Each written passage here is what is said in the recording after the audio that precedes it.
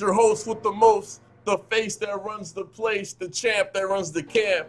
It's here live on YouTube.com for a very special episode of the Sunday SnapBack with John in the building today, man. You guys, I got a special story for y'all today. I ain't really, to be honest with you, I didn't really know what I wanted to do with this episode. But something interesting happened at the barbershop, and I was like, let me share this with my people. Let me share this with my subscribers. So I'm at the barbershop. I've been going there for 15 years. It's called A-List, actually A-List Hair Salon, really, but it's a barbershop next to a hair salon. I've been going there for like the last 15 years. My barber's name is Gerald Hawkins. He's one of the best that I know. He's so good to where I don't even check how my haircut came out fresh out the chair. That's how much confidence I have in it. So he's in there. You got Lance in there, someone I grew up with when I was in middle school, and you have Norris in there. It's another older gentleman that I worked with there when Dixie, which was my first job. So they're all in there, right? And all of these men have shaped me in some way, shape, or form. You know, whether it came to advice with life, advice with business, work, women, whatever. You know, they've shaped me into who you're talking to right now, who you're listening to right now. So we're in there just chilling, talking about the Conor McGregor fight, talking about football, you know, all type of things, right? We're in there, right? And I'm in my phone. My head's down like this. And then they see this guy backing up with this car on this little trolley or whatever from U-Haul, right? And he's backing up into a handicap spot. So all of a sudden, they see my car move. And they just be like, yo, John, they hit your car. When I tell you these dudes assembled like the Avengers, it was like, poop. Like, and they rushed out the door and they swarmed the car like bees. I was like, damn, I guess I have that effect on people. And so we go outside, we talk to the guy. The guy pretty much says, hey, dude, look, I'm sorry. You know, it was my fault or whatever the case was. I was cool with it. Like, anyone that really knows me knows I'm a cool, chill, laid-back person. I'm a good person, man. I ain't really trying to cause any trouble to anybody or whatever. And I just go about my merry way. But the problem comes when his wife gets out there. His wife comes out there. I don't know why she came. I guess she wanted to feel like she was important. I don't know. She came out there. And the minute she comes out there, she asks us what happens. He says, oh, well, I mean, nothing really happened. He's tripping. I didn't hit his car or whatever. I look at this man and I'm like, dude, can you flip the script like you change your underwear? Like, my God. It's just funny to me. And the sad part is there's a car on the trolley. The guy comes out. The guy whose car is on the trolley comes out. And he's like, hey, how you doing? What's going on? I explained the situation to him. So he's trying to harmonize everyone and stuff like that. I'm pissed because it's not because you hit the car. It's because you're trying to lie about it and flip the script in front of your wife. Like, dude, why you want to lie to your wife? If you want to lie about that, I wonder else what you would lie about. I'm just saying, you know? Like, damn, have some pride. Or at least some honor and respect and dignity, you know? So, we're sitting out there, right? We exchange information or whatever, right? You know, I called the police. The police tell me basically, oh, they don't send anyone out to private residences or private property by accident. I'm just like, really? Like, I'm an EMS. Like, can y'all kind of pull some strings for me? Like, nah, dude, I'm sorry. We don't do that. Now, hold on to that. This is the kicker. It'll be funny later. So we go back. We exchange some more information, right? I give this man my insurance card and my registration, right? He walks off to his truck, and I probably should have did that. Now that I think about it, it was probably dumb on my part to do something like that. But anyway, I give him my my insurance card, my registration, right? So after maybe like 5-6 minutes or whatever, right? I'm on the phone with the Geico agent, talking to her, basically making a claim and stuff like that, moving things along. And then all of a sudden, I go back to get my license and my registration and my insurance card, and he doesn't have it. And I'm like, dude, how could you lose my registration? I just gave it to you. He's like, oh, dude, I ain't got it. You know, I ain't got it, bro. Like, I can smell liquor on his breath after every single word. And I'm just like, man, what a day. What a day. Like, this could only happen to me today on my off day. You know, what a day. So we sitting there arguing for a little while, whatever. His wife was like, "Hey, look, sir, look, I will pay for another one." I'm like, "You damn right, because of you and because of your husband, I don't have a registration now. See, I hit my car, you lose my registration, you try to make it seem like it's my fault, or your husband does, and you're trying to, basically, I felt like kind of get over on me in some way, just because of the fact that there was no reason for her to come out there. But what she did later really pissed me off. So we go to ABC Title or whatever that place is called, right? We go there while we're walking there. Oh, I'm sorry, before we even get there, I waited in front of that store for 10 to 15 minutes with this lady. And she was just like, "Oh, I don't know how long it's gonna take." So I'm like, "Look, I'm just gonna hop in the chair right quick." I was already getting my haircut or whatever the case was. You know what I'm saying? I was in the process of doing it. I'll be right back. Just come and get me when they're ready. Like, man, 10 minutes, another 10, 15 minutes come by. And so the black guy, which that's the guy that the car is on the trolley for, he comes and gets me, and he's like, "Hey, they ready for you, right?" So the lady comes walking back down, right? And she's just like, "Oh, you should have waited. Why you went anywhere? Why you doing this? Why you doing that?" I'm like, "Lady, I had stuff to do. If it wasn't for you and your husband losing my registration, we would not be here." But I asked her specifically, "Are you sure that you checked every single document, every single paper, and did you try to rub them together because they stick together?"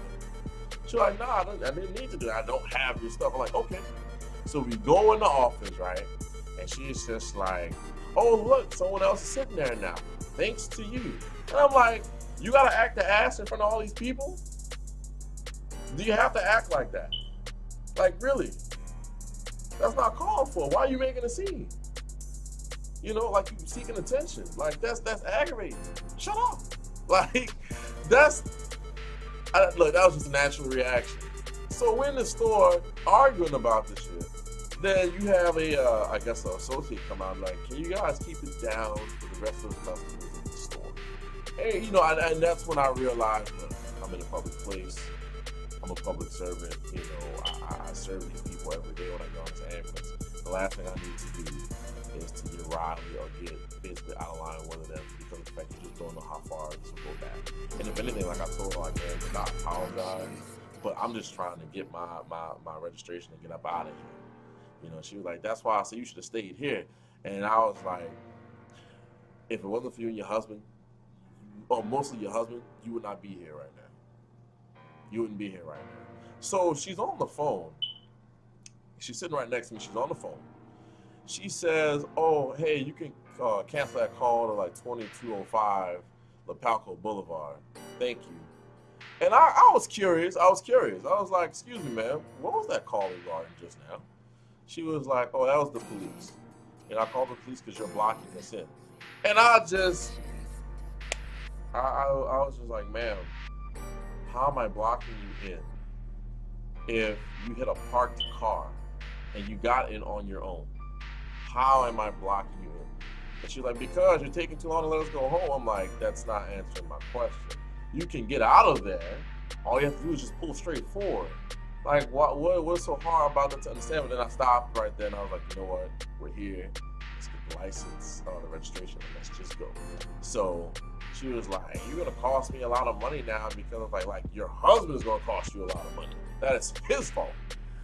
So basically, taking jabs back and forth. I know it's not the nicest thing to do, but at the same time, you're not gonna disrespect me in public like that and expect me not to say anything. And if anything, I tried to stay as cordial as I could.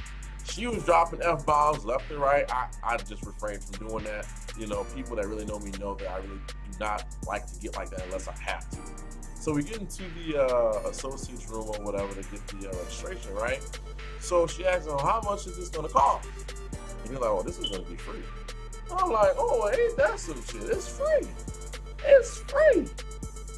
That's good." And I told her, "So you make all this fuss for nothing because it's free now. You feel stupid? Like, come on." So she's like, "Look, I gotta go. Have a good day." Like, have a good day to you too, man, right? So we get outside. I get outside. I'm walking back to the car. The police show up. And it's so funny because they told me, "Oh, we don't do calls to a private residence or a private private parking lot or whatever.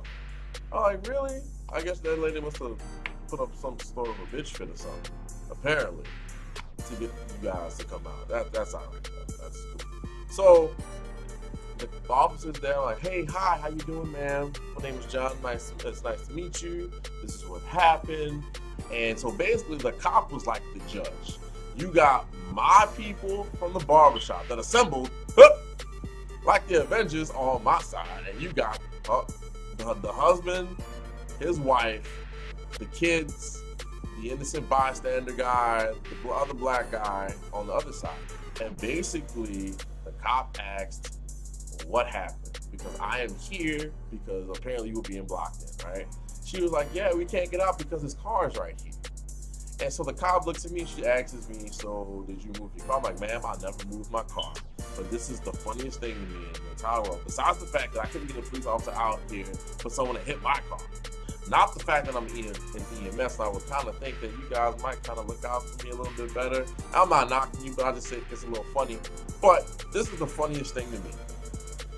If I blocked you in, how in the hell did you get that car in that parking spot if I blocked you in? Which means I would have to have gotten back in my vehicle if I really effectively blocked you in. And that's the thing, I never did. But because I blocked you and you got her out here, you got all us out here sweating because of the fact that you felt like I was taking too long to do something that you couldn't, basically, you didn't have to be there to do because you didn't have to pay for it. Really? I mean, I'm just saying, like, you call the police for what? Like, it just made no sense to me. It just made no sense to me. And the cop was just like, basically, well, he makes a point. I mean, you can't get in this spot, if he really blocked you. So that lets me know that, well, I guess you and him had some words and stuff like that. So pretty much to wrap up the story, everyone got their information back. I got my information. I got my claim and stuff. But the funniest thing was that registration that they so-called lost. Well, guess who had it in her purse the whole time? The wife. The wife had it the whole time. And she's like, oh, I'm sorry, I didn't know I had this. In my mind, I'm like, yeah.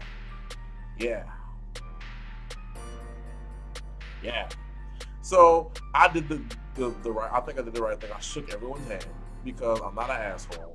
I'm a public servant. I'm a medic. I have a reputation to uphold. And I'm naturally not that type of guy. But if you push me that far, I will go there with you. No problem. All right? Especially when it comes to respect. The easiest way to get on my bad side is to be blatantly disrespectful to me. And you making all these scenes in public, that wasn't common. This is the no-fly zone. You come over here, you give me wings quick with that. I don't tolerate that shit at all. So I just want to point out the fact that when you have people that, or basically the moral of the story is when you have people that really care about you and they're knowing you and they really have your best interest at heart, they will rise to the occasion like the Avengers and do what they need to do. That was cool, man. And if they're watching this, thank all of you. Thank you, Norris. Thank you, Lance. And definitely thank you, Gerald. But yeah, let's see, my phone is ringing right now. I think it's time to end the video. We'll see y'all guys next Sunday.